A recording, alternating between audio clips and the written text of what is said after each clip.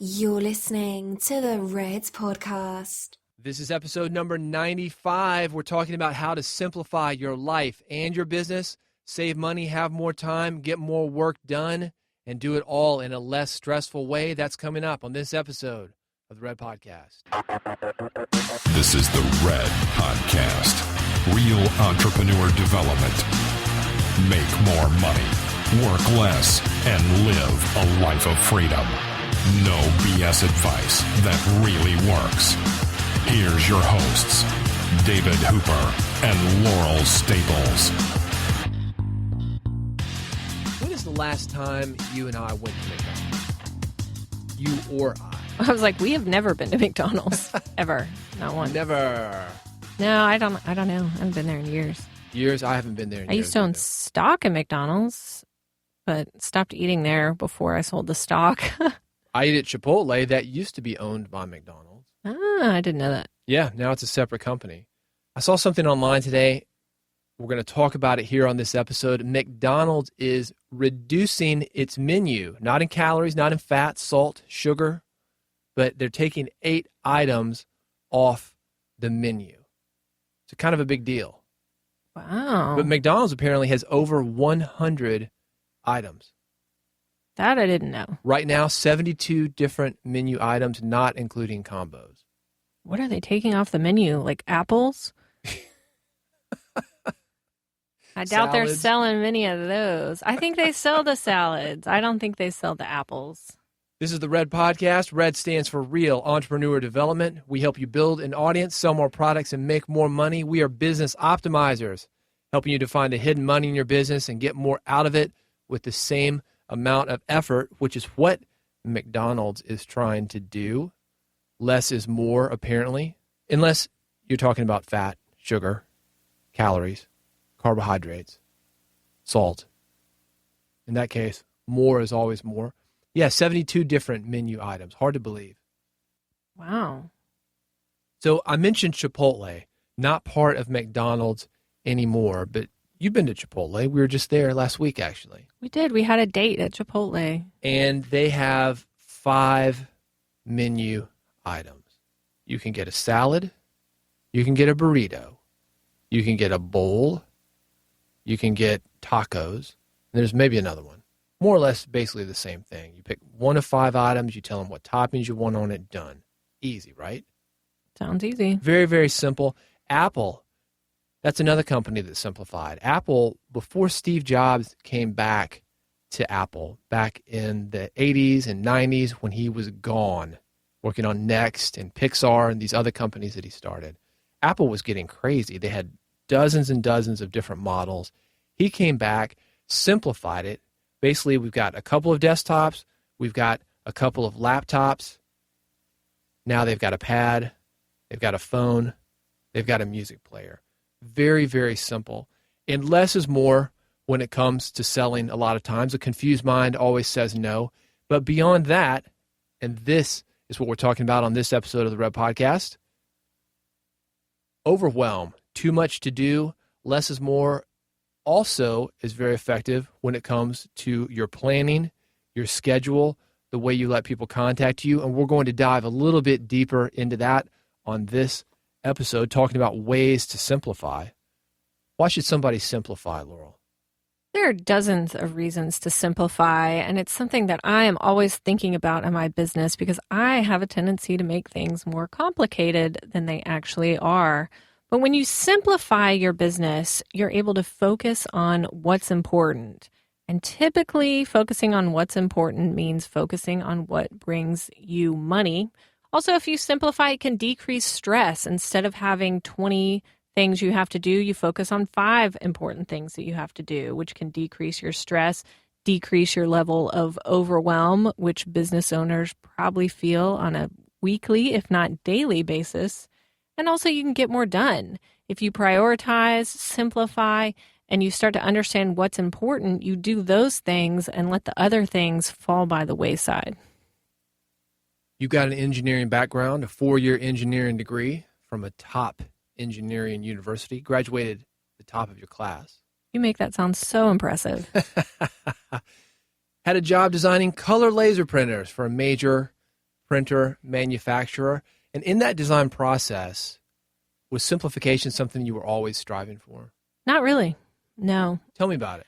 I would say that a lot of what we were doing was putting Band-Aid fixes on the problems that we had in the printer. So we designed the printer. I came in when they were updating one of the printer models that they had to make it a different model. So we weren't building anything from scratch at that time, not on my team. And what we were doing was assessing the problems with the printer and then coming up with a fix for it. So we were kind of putting fix on top of fix, and it would break something else, and we'd have to put a fix on that. It wasn't really simplifying anything, and it wasn't really getting to the root of the problem, which was probably a design issue. So I would say it kept getting more complicated as you added more fixes to it. Now, when we got in there and we designed a new printer from scratch, this was my team, that was where we really got to simplify and say what is important, what hasn't worked in previous printer designs, and let's focus on what's important for this design. So that was kind of a chance to see what hadn't worked and really simplify it to go forward and do what does work. You see that in software a lot. Microsoft, certainly known for different types of patches. Apple, speaking of Apple, the Macintosh operating system, 8 and then later 9, they completely ditched it when they came out with the current operating system, 10, the Unix-based operating system. Sometimes you have to start from scratch. And that works not just in software, but it could work in your business as well. Have you ever just completely ditched something, Laurel, because it wasn't working for you? It got too complicated to put any kind of Band-Aid or fix on? Boyfriends. Yes, I have. Yeah. Too complicated, just ditch it, move on to the next thing. Well, yeah, we do that with personal relationships, don't we? Oh, yeah. Yeah, sometimes you can fix them. Sometimes you can work things out. I've done that to my wardrobe. Yeah, well, yeah. Wardrobe, sure. You got to simplify. Even if you don't simplify in your business, if you simplify in other areas of your life, like your wardrobe or your office or whatever that looks like for you, it makes you feel better. All right, well, let's dive deeper into that. The first law of simplicity. I'm coming up with laws here. Decrease possessions and declutter.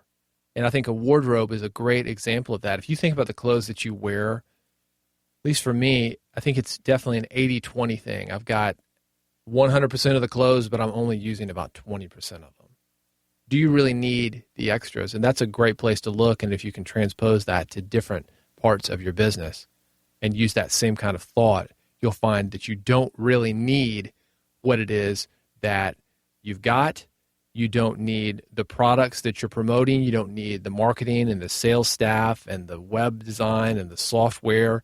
So I think decluttering and decreasing possessions is a huge way to simplify. I did fold about 20 white shirts the other day for you. So I think you could definitely simplify that. I only wear 4 of them. I know. Yeah, ask yourself what is unnecessary. For example, with a wardrobe, a basic wardrobe is all you need. You don't necessarily need those specialty pants that you've got for that one party every year. One tip there, and this podcast is obviously not about wardrobes, but it could give you an idea for how to do this for your business. The experts say to take everything in your wardrobe on hangers and put the hangers on the rack backwards. And then for 3 months or 6 months, every time you wear something in your wardrobe, you hang it back up and put the hanger on the rack forwards. So in 6 months' time, you can look and see, okay, what have I worn in the last 6 months? And you can get rid of everything that you haven't worn. And if there's a way to do that in your business and kind of calibrate what you are using and what you're not using in your business after 6 months, after a year, you can let a lot of things go. For instance, if you've done a lot of different marketing techniques, maybe you're giving workshops, you're putting advertisements on Facebook, and you're networking, but you realize after a year you haven't gotten a single client through networking, that would be something to simplify and to let go of. So start to think about your business in those terms going forward.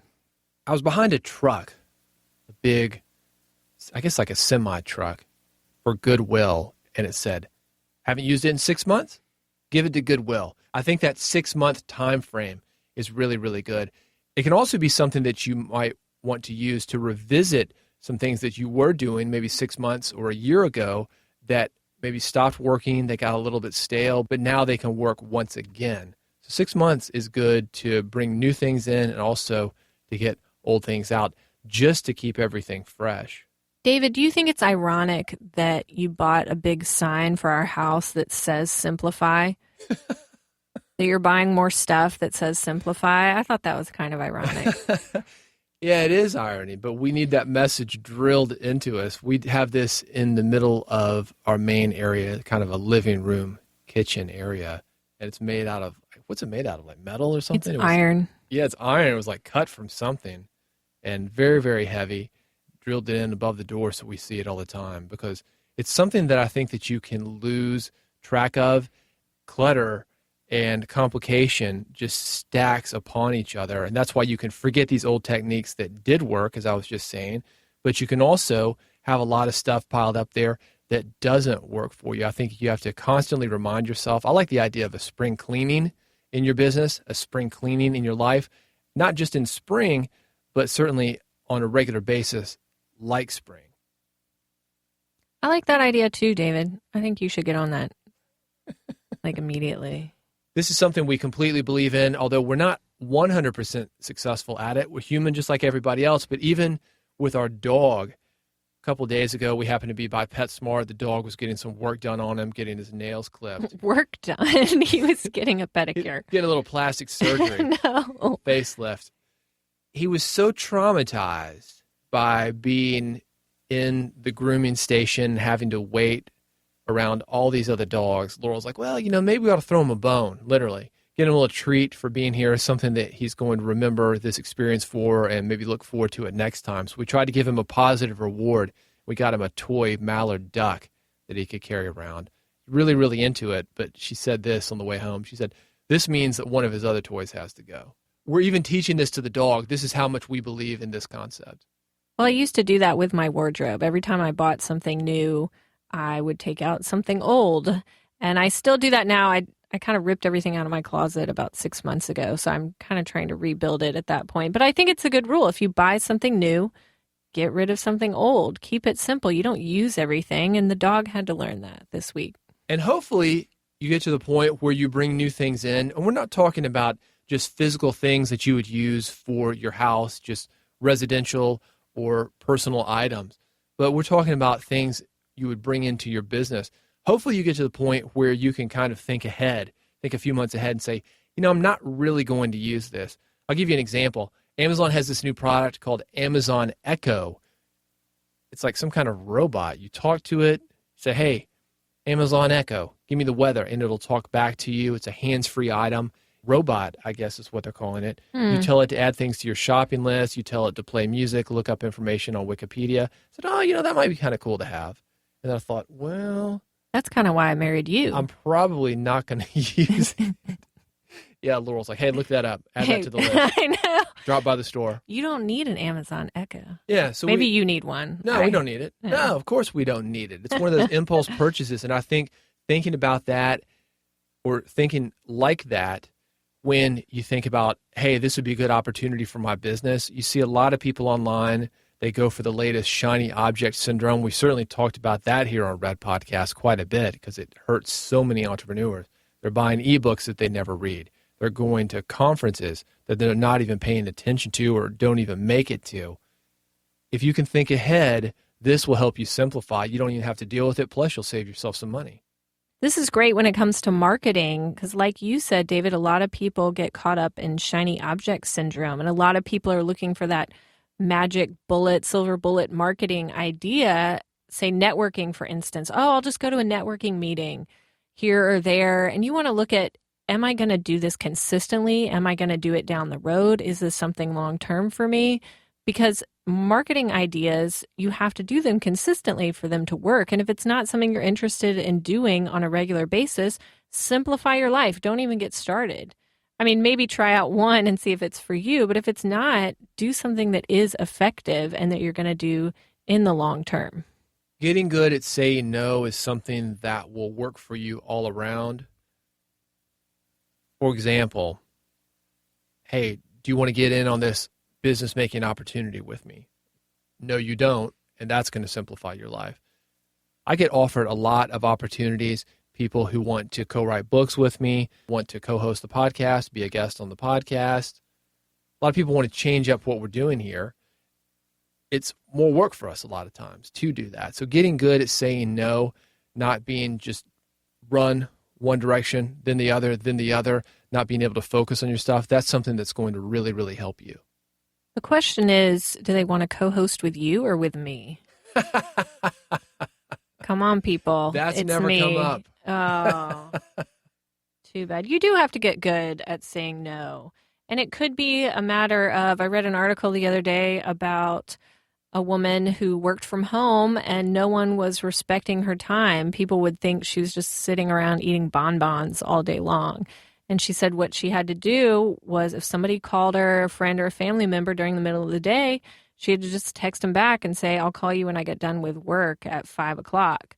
So it could just be a matter of saying no to people who are trying to distract you or something along those lines. See, I wouldn't even text people back because that's taken away from my time.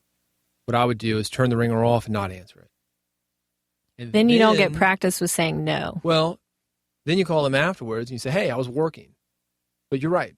Speaking of time, there's something that will help you to do all the tasks that you must do because there still are a lot of things that you have to do as an entrepreneur, as a business owner. Something I call time blocking. You block out your time doing all sorts of similar tasks at once. Take all your meetings at once. I have a meeting day. What I'll do if I know I'm going to be dressed, if I know I'm going to be out, I schedule things all at once. It's not unlike saying, hey, I'm in this certain area of town. I'm on the east side maybe, taking care of all the errands that I need to on that side all at once so I don't have to go back and forth. Time blocking is the same kind of thing. We do that with our podcast. We gang run our podcast doing 2, sometimes 3 at a time so we don't have to get together, schedule different times, set up the equipment, get warmed up, get the computer booted up, do them all at once. It's definitely helpful to get in the zone and stay in the zone for a little bit. That does help the distractions go to the wayside and keep you on focus, on task, and simplify. We're thinking about the upcoming year. One of the things that we're doing is simplifying our goals. I used to work from something called the 10-goal list, and that's 10 big goals, not very specific business or personal goals. But when it comes to very specific business goals, this coming year, 3 main goals. I'm being very, very simple when it comes to my goals, and that is my litmus test. And sometimes I think having that goal will allow you to say no, will allow you to take charge of your time a little bit better. My big goal for the new year, finish the book that I'm working on. Exciting. It is very exciting. It's exciting to think about, not necessarily exciting to do. It'll be good. Yeah, it's tough. It's tough. And that's why you have to take the simplistic approach and have it as one of your main goals. You know this as somebody with a book in progress too, Laurel. These things can get distracted and caught up on hinges. It's tough to get them done. There's just a lot going on when you're also running a business. Why do you feel like it's more effective to have 3 goals as opposed to your 10 big goals that you talked about? Well, I think the 10 goals are really good. I think that that's an overall big picture of my life, and I've still got them. But when it comes to being very specific, I don't think you can have more than 3 goals. Something like a book, you can't have 10 things on that level and get it done right in the new year. Mm-hmm. It just can't be done. What are your other 2 goals? 2 goals, podcast. Awesome. And I've got some other miscellaneous projects that are needing to get out but got caught out. So that's kind of lumped in with one of the big 3rd goals. So book, podcast, miscellaneous. Miscellaneous. Finish up the stuff on the decks and clear them so I can simplify even more. A really effective way to simplify in my life, and you'll probably find this effective in yours, is to limit distractions. We've been mentioning distractions throughout this podcast, but distractions like social media, television, internet, phone, email, all kinds of things like that can get you distracted from your goals, whether you have 3 goals or 10 goals, and it pulls you off course. And you can't simplify when you're trying to do 10 things at once and answer everyone's message or tweet. It just gets really complicated at that point. And that's where time blocking can really come into play, because you can get your work done, work towards your goals in a block of time, and then you can spend a smaller block of time focusing on those distractions, at which point they're not distractions. They are what you're intentionally focusing on and knocking out, such as social media. And that's a really helpful way to kind of control the distractions. Yeah, that stuff can be a huge time suck. I can't believe the people that leave their phones on and not only have text messages or calls coming in, but have it dinging anytime Twitter says something about them or the people that they follow on Twitter say anything. It's a minute here, it's a minute there, but that can add up. And when we're talking about simplicity, it certainly does not help that. How are you supposed to stay in the know, David? You don't. Head down. We try to spend more time creating here than we do consuming, and that includes not only the consumption of physical goods, like we started this episode talking about, but also content. There's so much of it out there, and that's another one of the things that I'm planning for the upcoming year.